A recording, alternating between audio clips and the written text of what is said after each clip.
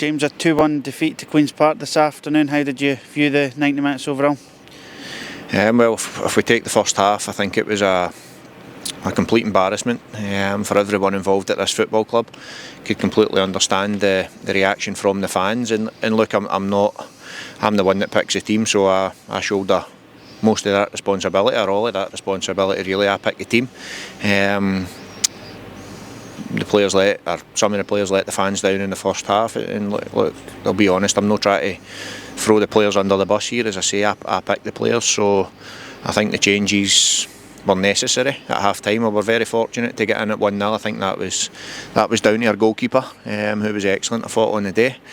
And then you get that reaction in the second half, and it's chalk and cheese. I thought in the second half, when we get that goal, and we had a few chances before that, the performance was really good in the second half. And it might be a big statement that a lot of people don't agree with, but I felt we'd done enough to win that game in the second half. We get caught with a sucker punch, and credit to Queen's Park, they dug in and they kept defending properly.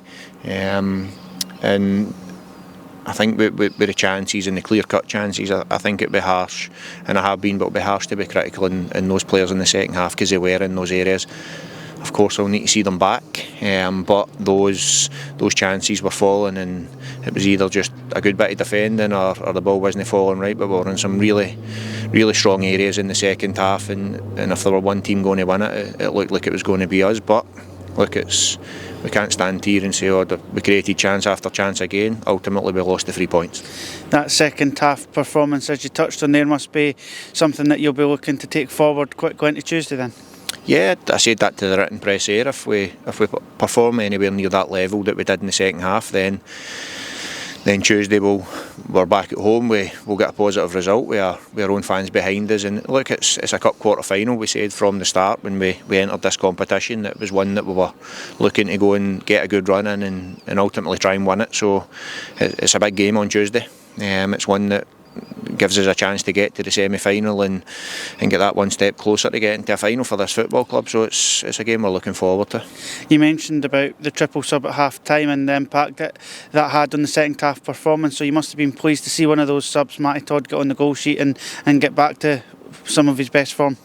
Yeah, and look, I feel for Matty, because he's had injury after injury, and we've all got such high expectations of Matthew, and that's because he's a really good player. He's great to work with.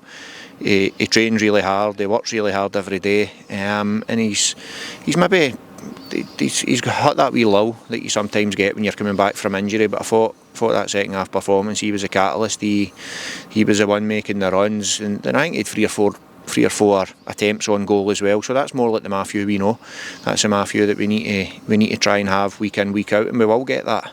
He's still a young kid as well, so we'll keep working with that. But I thought he was excellent, as were the other two that come on at half time, and they come on and changed the game for us. The shape obviously helped as well, and I just think with the three changes coming on, we just look like a completely different team.